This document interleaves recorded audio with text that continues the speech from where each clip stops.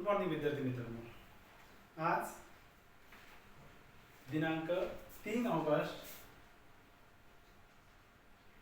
2021 आपण मराठी या विषयातील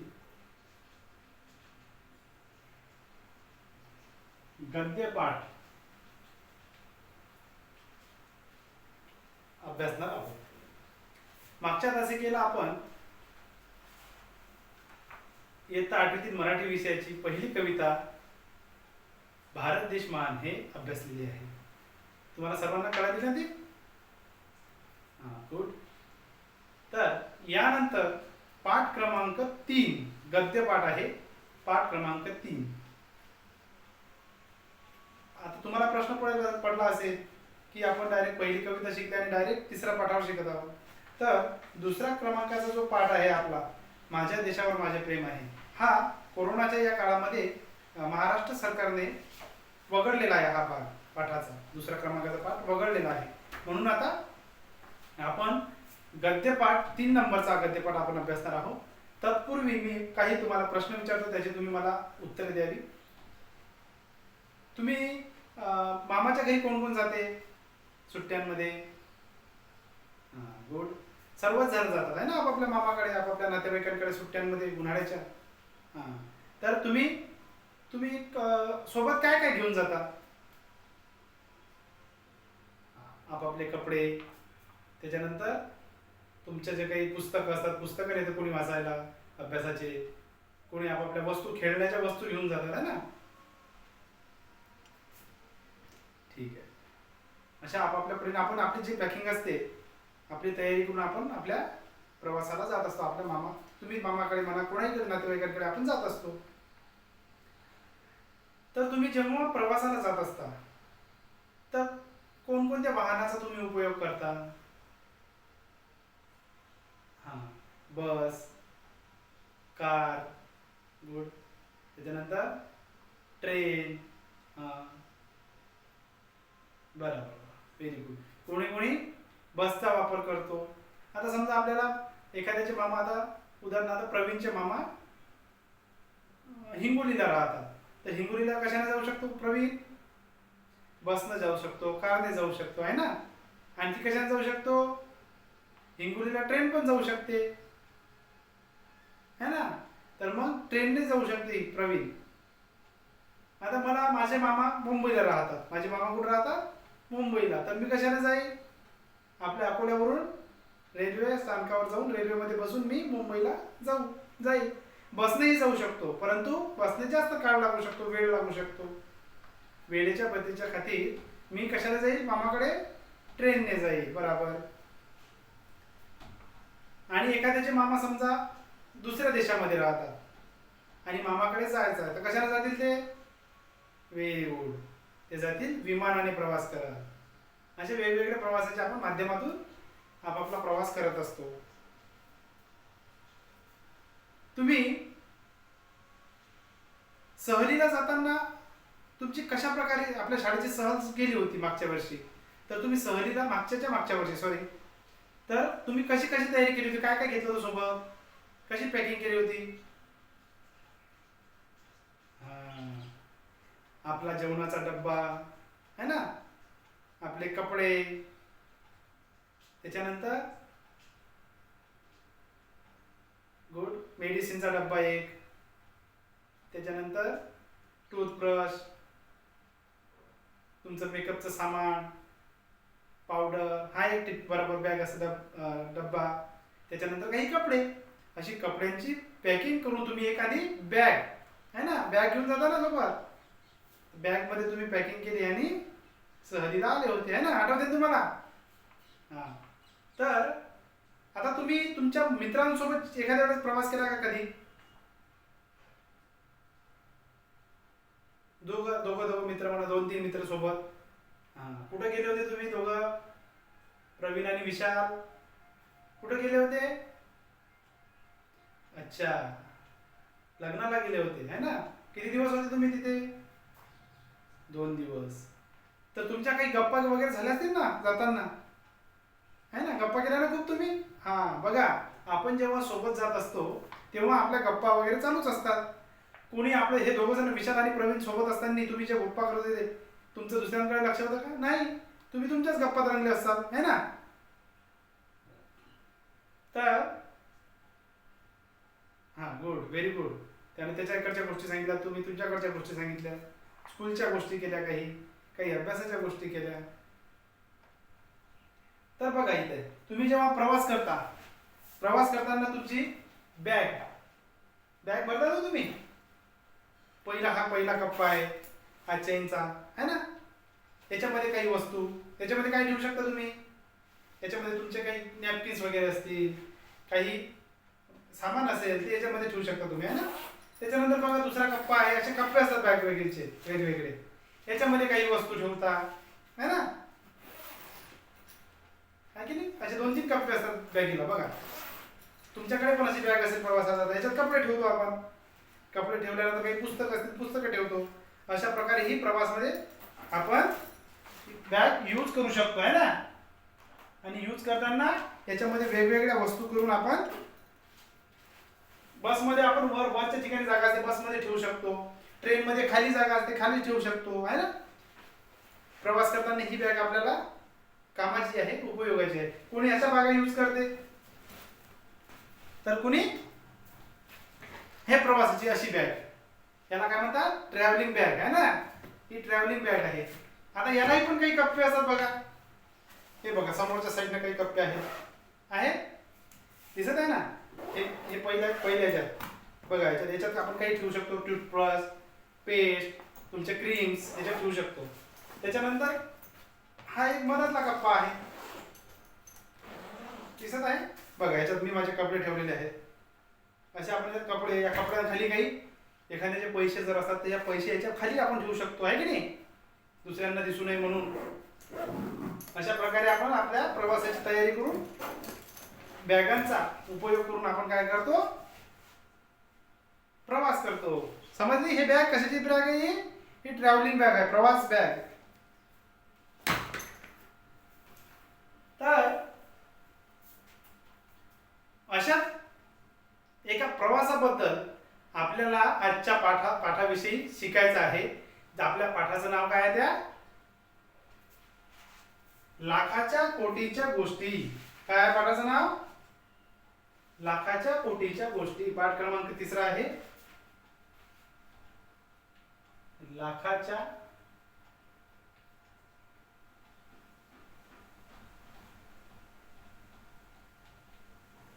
कोटींच्या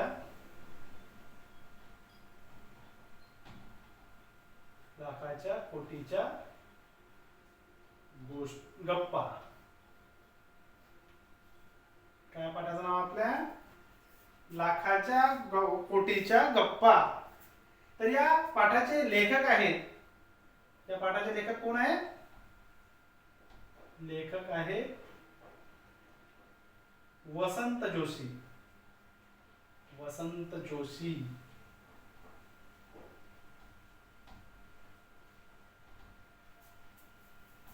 वसंत जोशी पाठाचे लेखक, कवितेचे कवी यांची नावे सुद्धा तुम्ही लक्षात ठेवायला पाहिजे, कारण की परीक्षेमध्ये असाही प्रश्न येऊ शकतो.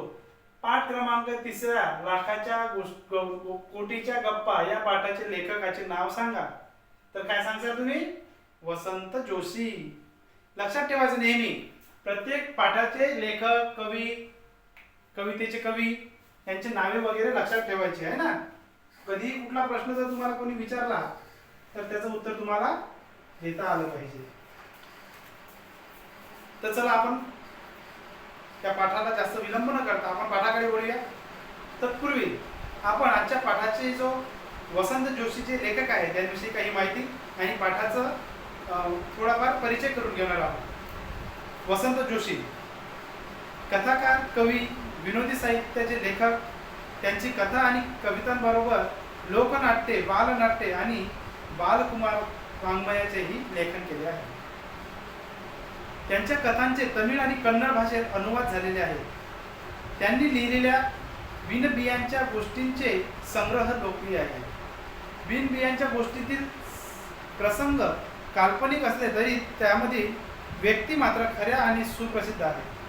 थोडी गंमत, थोडी करमणूक आणि निखळ विनोद निर्मिती हा उद्देश डोळ्यांसमोर ठेवून या विनोदी गोष्टी लिहिल्या आहेत. त्यांचे या विनोदी गोष्टींच्या कथाकथनाचे कार्यक्रमही लोकप्रिय ठरले आहेत. प्रस्तुत पाठात आपण जो पाठ शिकणार आहोत त्या पाठामध्ये दोन सुप्रसिद्ध मराठी अभिनेते रेल्वेच्या इंजिनमध्ये बिघाड झाल्यामुळे रेल्वे स्टेशनवर थांबतात. त्यानंतर त्यांच्यात लाखाच्या कोटींच्या गप्पा सुरू होतात. परंतु पाठाच्या शेवटी या सर्व गप्पांना वेगळीच कलाटणी मिळते आणि आपणाला हसू आवरत नाही. प्रस्तुत पाठ हास्यकल्लोळ बिनबियांच्या गोष्टी या संग्रहातून घेतलेला आहे. प्रश्न येऊ शकतो, प्रस्तुत पाठ लाखाच्या कोटीच्या गप्पा हा पाठ कोणत्या संग्रहातून घेतलेला आहे? तर प्रस्तुत पाठ हा हास्यकल्लोळ बिनबियांच्या गोष्टी है ना, लक्षात ठेवायचा. हा प्रश्न येऊ शकतो. चला तर आता प्रवीण तू उभा राहा. आपण पाठाचं प्रकट वाचन घेऊन मी तुम्हाला त्याचं स्पष्टीकरण देणार आहोत. ठीक आहे. म्हणजे आता प्रवीणला मी उभं केलं, प्रवीण याच्या 5 ओळी वाचेल आणि त्यानंतर मी तुम्हाला त्याचं स्पष्टीकरण देऊन सांगेन है ना. त्याच्यामुळे काय होईल, आपलं रिपीट होईल. एकदा प्रवीण वाचेल, त्याच्यानंतर त्याच्यात मध्ये काही तुम्हाला जर अडचण आली तर मी ते आणखी तुम्हाला समजण्यासाठी स्पष्टीकरण देऊन सांगेल. इंजिनमध्ये बिघाड झाल्यामुळे नागपूर दादर एक्सप्रेस इगतपुरी स्टेशनवर 3 तास थांबून राहिली. गाडीतले प्रवासी कंटाळून प्लॅटफॉर्मवर एकधारा घालू लागले. कुणी बुकस्टॉलवरची वर्तमानपत्र घेऊन वाचत जागेवर आडवे झाले. 2 प्रवासी मात्र एका दगडी बाकावर बसून त्यांच्या गप्पा सुरू झाल्या. बघा, 2 प्रवाशांची इथे गोष्ट आहे. काय झालं, इंजिन मध्ये बिघाड झाल्यामुळे, रेल्वेचं जे इंजिन असते त्या इंजिन मध्ये बिघाड झाल्यामुळे नागपूर दादर एक्सप्रेस, नागपूरवरून दादरला जाणारी एक्सप्रेस ट्रेन म्हणजे रेल्वे इगतपुरी स्टेशनवर 3 तास थांबून राहिली होती. कशामुळे, त्याच्या इंजिन मध्ये बिघाड झाल्यामुळे ती गाडी तिथे 3 तास उभी राहिली होती. कोणत्या स्थानकावर, इगतपुरीच्या स्थानकावर. Good boy. त्याच्यानंतर लक्ष असू द्या, मी जेव्हा विचारतो कोणत्या स्थानकावर म्हटलं तर प्रवीणनं उत्तर दिलं. काय दिलं उत्तर, इगतपुरी रेल्वे स्थानकावर. तर मी त्याला शाबासकी म्हणून गुड बॉय म्हटलेला आहे ना. असंच व्यवस्थित तुम्ही उत्तर लक्षात द्यायचे. मी जो प्रश्न जिथे विचारेल त्याचं उत्तर तुम्ही सांगायचं. त्याच्यानंतर बघा, 3 तास गाडी थांबल्यामुळे काय झालं, सर्व लोक कंटाळून गेले. जे गाडीमध्ये प्रवास करणारे लोक होते, नागपूरवरून बसलेले आहेत आणि इगतपुरीला गाडी 3 तास उभी आहे, बंद इंजिन मध्ये बिघाड झाल्यामुळे ती गाडी तिथे 3 तास उभी आहे. तर काय आपण कसं समजा, तुम्ही त्या गाडीत जर असते, आपण जर त्या गाडीत असतो तर आपण किती बोर झालो असतो ना. एका ठिकाणी कुठलाही माणूस बोर होतोच है ना.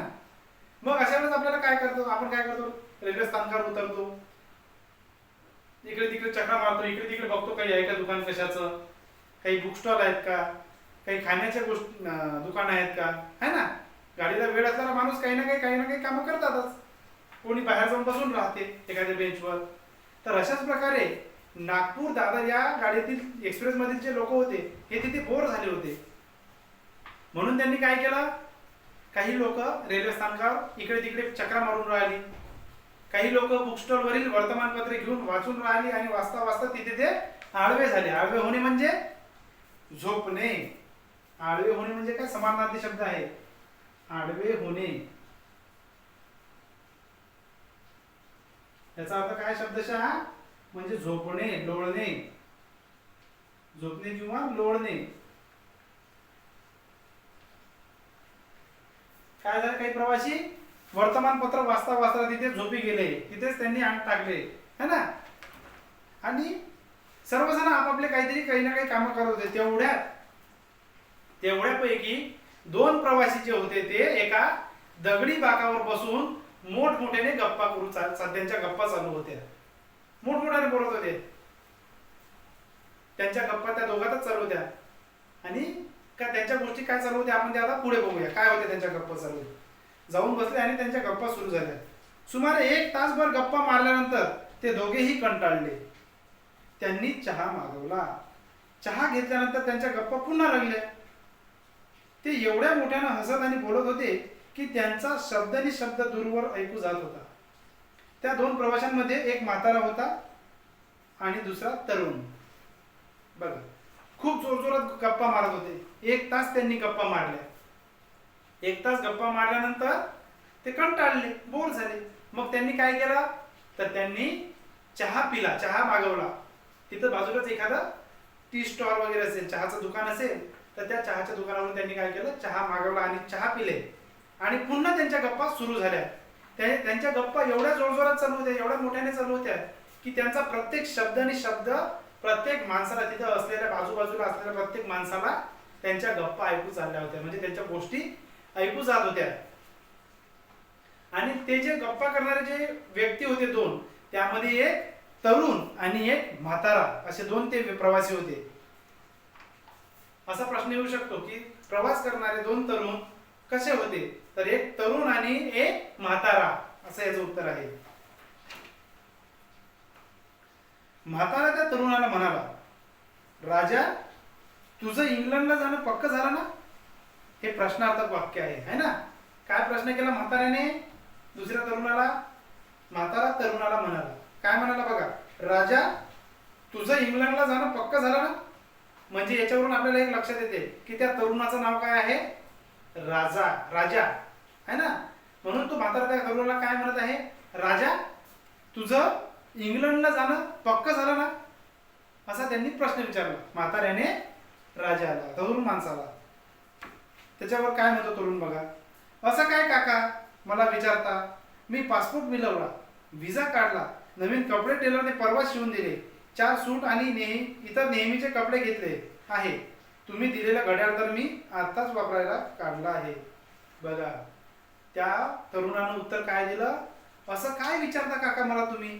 म्हणजे या वाक्यावरून आपल्याला काय लक्षात येते, तो जो म्हातारा आहे तो त्या तरुण व्यक्तीचा कोण आहे, काका आहे, आणि तो त्याचा पुतण्या आहे, त्याचं नाव आहे राजा. आणि म्हाताऱ्याने जो प्रश्न विचारला, तुझं इंग्लंडला जाणं पक्क झालं ना राजा? त्याच्यावर राजा काय म्हणतो, तरुण काय म्हणतो, असं काय विचारता काका तुम्ही मला? मी माझा पासपोर्ट काढला, व्हिसा काढला, टेलर कडून नवीन कपडे शिवून घेतले, 4 सूट आणि नेहमी वापरायचे कपडे सुद्धा मी शिवून घेतले, बॅगेमध्ये भरलेले आहेत. आणि काय, तुम्ही दिलेली घड्याळ, म्हणजे त्याच्या काकाने दिलेली घड्याळ मी आताच वापरायला काढलेली आहे, असं त्या तरुणाने त्याच्यावर उत्तर दिलं. राजा, ते घड्याळ भारी किमतीचं आहे. म्हणजे त्याचे काका म्हणत आहेत त्याला, आता जो म्हातारा, राजा, ते घड्याळ फार किमतीचं आहे, 10,000 मोजले. पिट्सबर्गला ते घड्याळ खास तुझ्यासाठी घेतलं होतं. घड्याळ कुठे घेतले होते? म्हाताऱ्याने घड्याळ कुठे घेतले होते, असा प्रश्न येऊ शकतो. काय येऊ शकतो प्रश्न? प्रश्न येऊ शकतो, म्हाताऱ्याने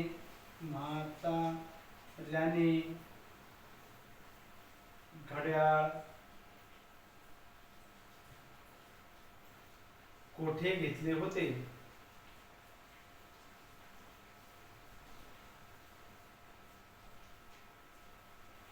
काय याचं उत्तर? याचं उत्तर काय? म्हाताऱ्याने घड्याळ पिट्सबर्गला घेतले होते. पिट्सबर्गला. कुठे घेतले होते? पिट्सबर्गला.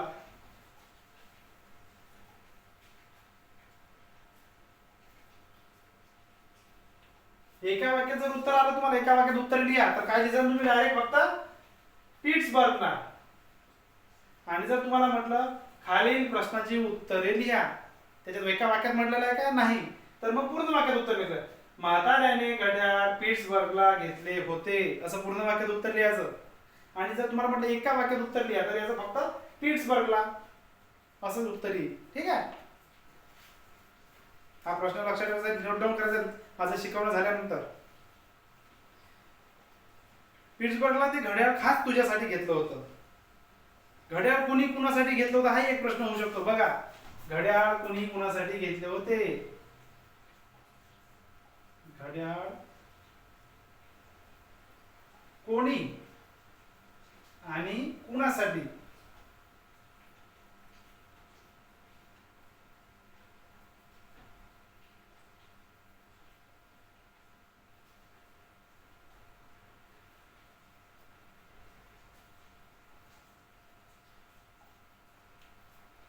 आणि कुणासाठी घेतले होते? याचं पण उत्तर काय आहे? आता उत्तर मी तुम्हाला इथे सांगत नाही, हे प्रश्न तुम्ही नंतर नोट डाऊन करायचे आणि हा तुम्हाला स्वाध्याय राहील की मी जेव्हापर्यंत तुम्हाला जेवढे स्वाध्याय देणार आहे प्रश्न तेवढे स्वाध्यायामध्ये लिहून आणायचे घरून गृहपाठ. तर बघा, विमान प्रवासासाठी तुला 50,000 रुपये पुरतील ना? पुन्हा म्हाताऱ्याने म्हणजे राजाच्या काकाने त्याला प्रश्न विचारला, विमान प्रवासासाठी तुला 50,000 रुपये पुरतील ना? मुंबईला गेल्यानंतर मी तत्काळ तेवढी रक्कम तुला देईन. काय म्हणतात त्याचे काका? तुला मुंबईला गेल्यानंतर तेवढे मी 50,000 रुपये म्हणजे विमान प्रवासासाठी तुला जो इंग्लंडला जाण्यासाठी जो खर्च येणार आहे 50,000 रुपयाचा, 50,000 तुझा तो खर्च भागेल का? तुझा तो खर्च भागेल का? एवढा प्रश्न विचारून आणि मुंबईला गेल्यावर मी तुला ते 50,000 रुपये लगेच देईन मुंबईला गेल्यानंतर. पण बेटा सांभाळून जायचं बरं. बघा, असा प्रश्न विचारल्यानंतर काकाने त्याची आपुलकीचा एक प्रश्न, एक त्याला एक सांत्वन म्हणून एक त्याला आधार म्हणून एक वाक्य इथं बोललेलं आहे, आधारात्मक वाक्य, की बरं मी तुला पैसे तर देतो विमान खर्चासाठी, लगेच मुंबईला गेल्यानंतर मी तुम्हाला ते विमानाला खर्च लागेल विमान प्रवासासाठी ते मी तुला लगेच मुंबईला गेल्यावर देईन. पण बाळा कसं जायचं? सांभाळून जायचं बरं. म्हणजे इथे काकाला त्या पुतण्याविषयी काय आहे? काळजी आहे, आपुलकी आहे असं त्या वाक्यातून दिसून येते. त्याच्यावर आता तरुण काय म्हणतो बघा, पण काका तुमच्या 50,000 इंग्लंडला मी 3 वर्ष कशी काढणार? 50,000 रुपयात काय म्हणतो पुतण्या, सॉरी राजा नावाचा तो तरुण काय म्हणतो दुसरा प्रवासी, पण काका तुमच्या 50,000 रुपयात इंग्लंडला मी 3 वर्ष कशी काढणार? असा प्रश्न तो त्याच्या काकाला म्हणतो. बॅरिस्टर कसा होणार?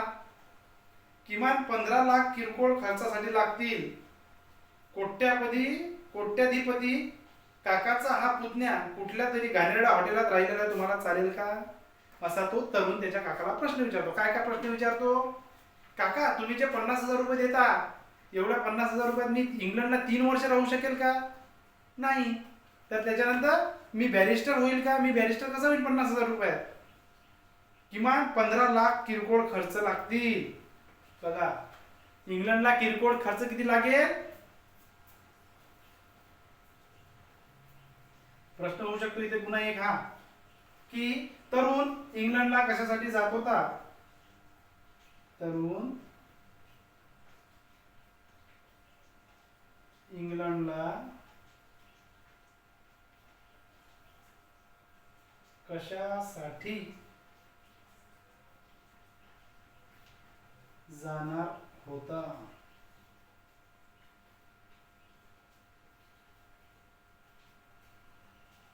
कशाला जाणार होता? तर बॅरिस्टर होण्यासाठी. बॅरिस्टर पहा, त्या प्रश्नातून आपल्याला उत्तर मिळालेलं आहे. काय म्हणत आहे तुम्ही पुतण्या त्याचा, काका तुमच्या त्या 50,000 रुपयात इंग्लंडला मी कसं राहणार, 3 वर्ष कशी काढणार आणि बॅरिस्टर कसा होणार? म्हणजे तो कशासाठी जात आहे? तर तो बॅरिस्टरची पदवी घेण्यासाठी इंग्लंडलाच जात आहे. समजलं? किमान काय म्हणतो तो पुन्हा पुढे बघा, किमान 15 लाख किरकोळ खर्चासाठी लागतील. कोट्याधिपती काकाचा हा पुतण्या कुठल्या तरी घाणेरड्या हॉटेलात राहिलेला तुम्हाला चालेल का? बघा, तुम्ही एवढे काय म्हणतो पुतण्या, तुम्ही एवढे कोट्याधिपती म्हणजे खूप श्रीमंत. कोट्याधिपती म्हणजे कसा? खूप श्रीमंत. याचा समानार्थी शब्द आहे कोट्याधिपती. कोट्याधिपती या शब्दाचा अर्थ काय? खूप श्रीमंत.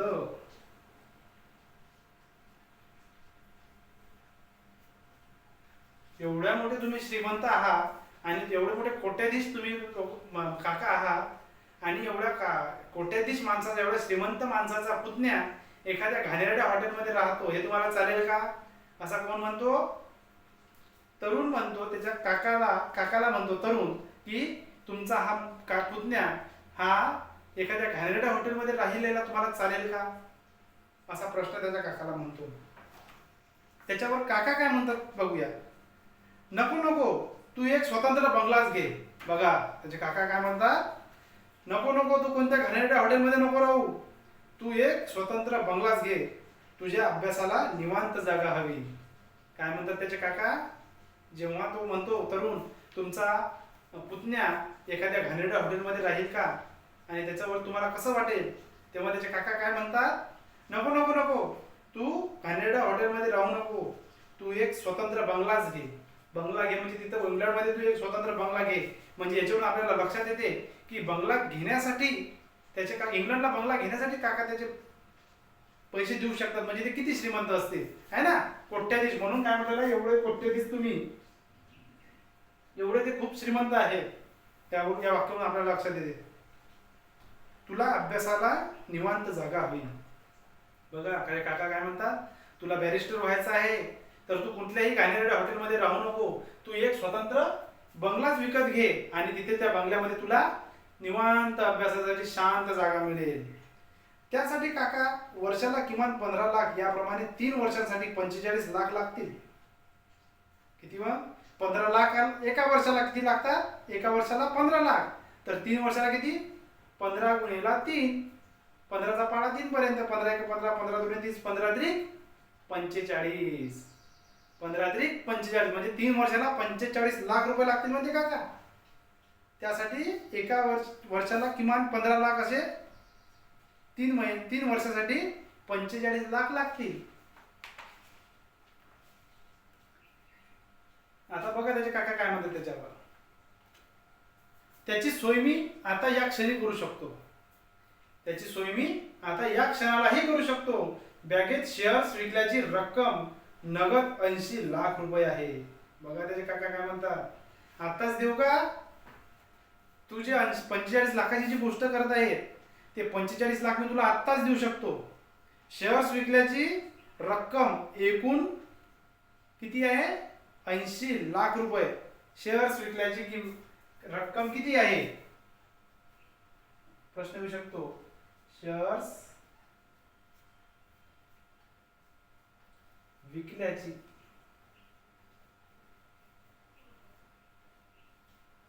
एकूण रक्कम किती.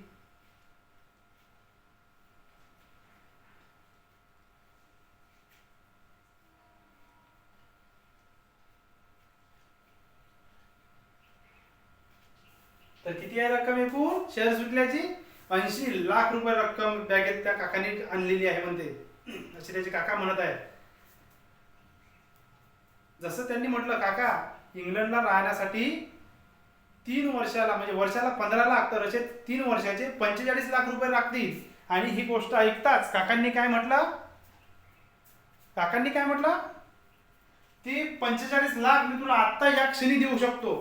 कारण मी शेअर्स विकलेले आहेत आणि त्या शेअर्स विकण्यातून जे काही पैसे जमा झालेले आहेत 80 लाख रुपये, ते आता या माझ्या बॅगेत, काकांची बॅग होती, बॅग असतात सोबत आपल्या, मी मगाशी सांगितलं तुम्हाला बॅग दाखवली की नाही. काकाची अशी बॅग असेल किंवा अशी बॅग असेल. तर काका काय म्हणतात, शेअर्स विकल्याचे 80 लाख रुपये मी या बॅगेत ठेवलेले आहेत, तुला आताच देऊ का. त्याच्यावर काय म्हणतो तरुण, बघूया पुढे. नको, गाडीत बसल्यावर द्या. काय म्हणतो तरुण, नको गाडीत बसल्यावर द्या. पण काका एक मोटारही मला लागेल, रोज मला कॉलेजात गाडीनंच जावं लागणार नाही का. मी चालत कसं जाणार. 20 लाख तर तरी त्यासाठी लागतील. बघा 45 लाख रुपये काकांनी देऊन केल्यावरही पुतण्या काय म्हणतो आणखी, पण काका मला एक गाडी पण लागेल, मोटार कार. मी पैदल रोज शाळेत जाऊ का कॉलेजमध्ये, तर नाही, मला त्याच्यासाठी एक रोज शाळेमध्ये कॉलेजमध्ये जाण्यासाठी एक कार लागेल आणि त्याच्यासाठी 20 लाख रुपये लागतील है ना, असं म्हणत आहे तरुण. त्याच्यावर आता त्याचे काका काय म्हणतात हे आपण आता पुढच्या तासिकेला शिकणार आहोत. याची अर्धवट जी राहिलेली गोष्ट आहे हे आपण पुढच्या तासिकेला शिकणार आहोत. हा, तोपर्यंत तुम्ही उद्याला हे जे मी प्रश्न लिहून दिलेले आहे हे लिहून घ्या, समानार्थी शब्द लिहून घ्या आणि उद्या हे येताना याची उत्तर लिहून आणायची आणि शिकवलेला पाठ वाचून यायचा. त्याच्यावर आधारित मी तुम्हाला प्रश्न विचारणार आहे. ठीक आहे, इथपर्यंत समजलेलं आहे. ठीक आहे, आपण उद्या याच्या पुढचा भाग अभ्यासणार आहोत. ओके, ठीक आहे, बाय, धन्यवाद.